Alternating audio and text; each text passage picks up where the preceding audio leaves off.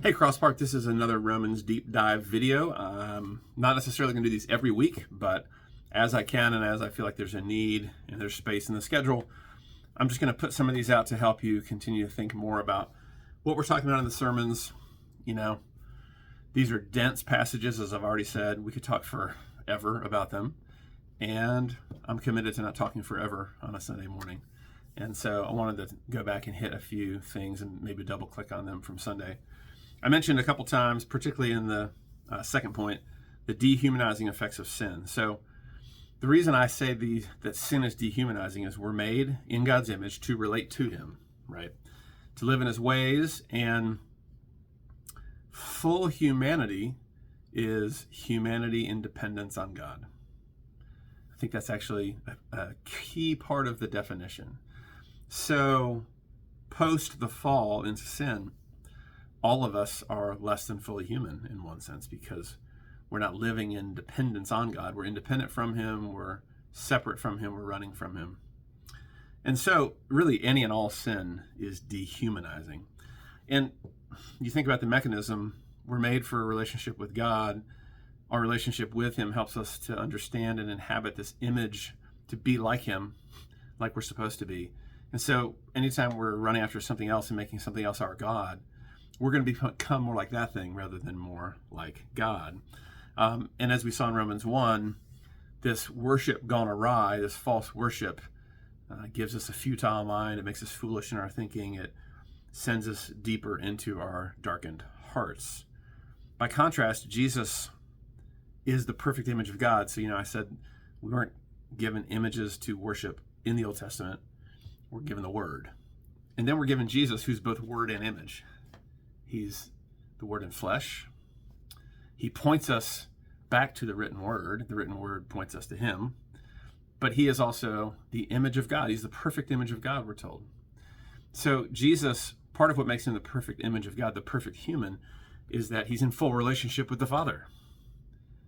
He isn't living in sin. He's not running after dehumanizing things. He's able to be fully human. So the farther we are from full communion with God, the farther we are from full humanity, and thus we're being dehumanized. So I just wanted to, there's other ways, legitimate ways to think and talk about dehumanization, but that's part of what I was trying to say in the sermon. Secondly, when I preach, for good and bad reasons, I don't love always looking at my notes. I write out my notes, I practice the sermons. I believe the preaching of the Word of God is very important. And sometimes I forget to say something or miss something in my notes. So in our discussion of sexuality, I don't think I clearly said what's clear in the passage and what I clearly believe and was in what I was saying. But I don't think I ever clearly said the sexual relationship is designed for one man and one woman in marriage. Anything outside of that, it's sin. It's outside of God's design, and it will dehumanize you. Everything outside of God's ways gets us off track. And so worship gone awry causes us to go astray. And then as we are futile in our thinking and darken our hearts, we double down on behaviors that further confuse and dehumanize us and take us far from God. So we all understand that people don't have to be a Christian to wrestle with a problem, a dehumanizing thing that's hurting and killing them, to move away from it and to stop that behavior and to have better behaviors. Of course, you don't have to be a Christian to do that. What we're saying in the sermon, though, is that the fundamental problem is not merely in the behaviors that dehumanize you. It's all the way down, that from your heart out, out of the overflow of the heart, the mouth speaks. Our problem is all the way down, and even if we can legitimately healthfully alter our behaviors, we cannot fix our fundamental worship problem on our own. We need the grace of God. We need the work of Jesus. We need the help of the Holy Spirit to see that change. So, the image of God in us is defaced. It survives in a way that still leads to acts of kindness and goodness, whether someone believes in Jesus or not.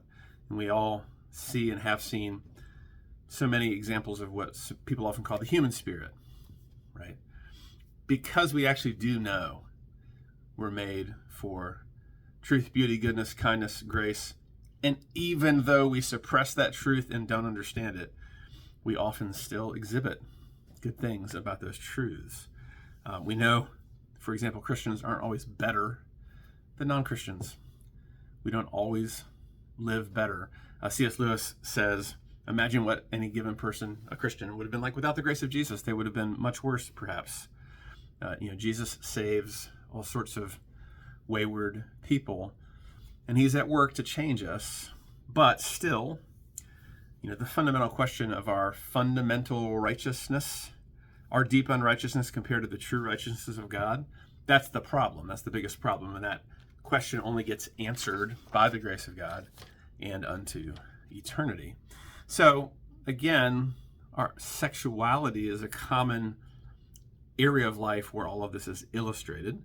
I said this is the case because we do carry a part of our identity in our sexual identity. Maleness and femaleness is important theologically and biologically. They both matter.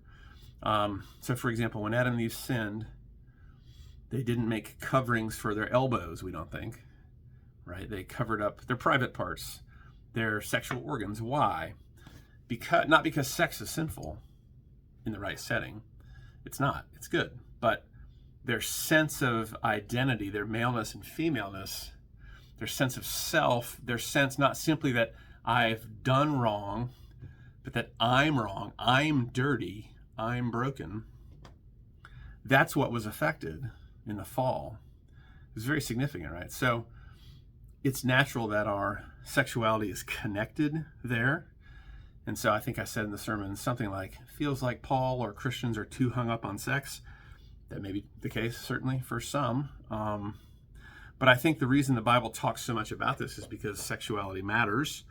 There's a fundamental design to who we are that's connected to our identity.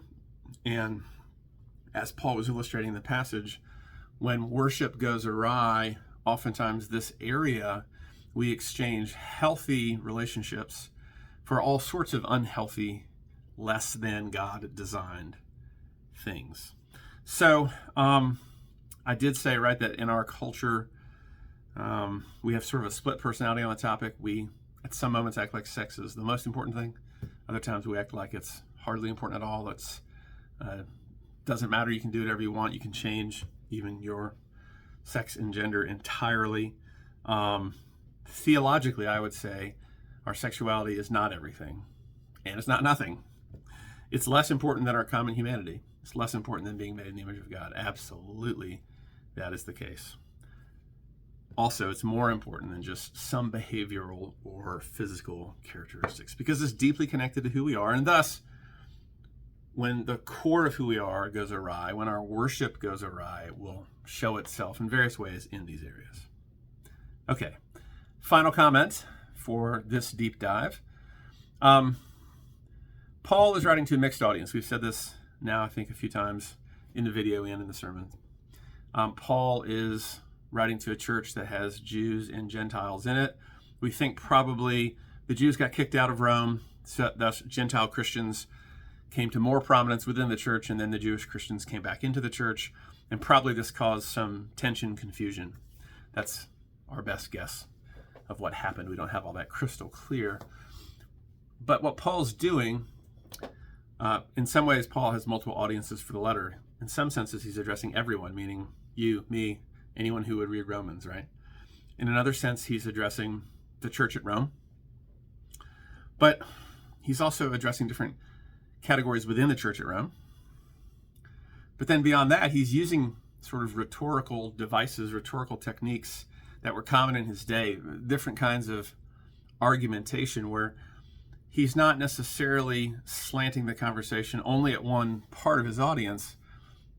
He's talking to a hypothetical person or talking about hypothetical people that may overlap with his audience, but he's not doing it to take a shot at one part of his audience. He's doing it to illustrate big picture comments and for the people, the various peoples within his reading audience, to properly identify themselves with what's going on. So Romans 1, although he's clearly talking about everyone is affected by sin, everyone has, crooked worship. The way he's talking about how we've replaced God with lesser things, it does seem like he's doing it sort of from a Gentile perspective, meaning the kinds of things he's concerned about are the kinds of things that the Romans were doing, not the kinds of things that his Jewish countrymen had been doing. Right? So there is one sense where Romans 1 is more focused on sort of classic non-Jewish Gentile worship and sin problems. Chapter 2, he's going to talk much more about problems that Jewish audiences, Jewish people tend to do. Again, this doesn't mean that he's taking a heavy shot at the Jewish Christians in the Roman Church, but rather he's showing how all categories of people are all prone to unrighteousness in different ways. And so if you wanted to say the Roman audience is sort of a classic, from our perspective, an irreligious audience, it is ironic. The Romans thought Christians were atheists, meaning you don't believe in all the gods. We believe in all these gods, this whole pantheon of gods, and you only believe in one God and your guy got crucified. You guys actually are atheists. You don't really believe in anything. It is funny, right? The ways we talk from our own perspective, which is almost all we can do. From the perspective of the Christian worldview, though, we don't think the Romans are atheists. They believe in gods for sure. But their ability to, the way they live is what we would see as, it's coming from false worship, right? So whether it's worship of yourself, worship of some non-God thing, even if it's a false god, like Jupiter or Mars or whatever, that's still not God. There's one God, and those other things aren't God. So there's a sense in which, right, they're not theists, not truly, even though they believe in gods. They're not Christians. They don't understand the gospel. And so their behavior looks in certain characteristic ways that tend to follow their cultural norms. Okay. For the Jews, in Romans 2, the concern is Jewish people, religious people tend to think certain ways. And even though Jewishness is not something we're overly concerned about, not something that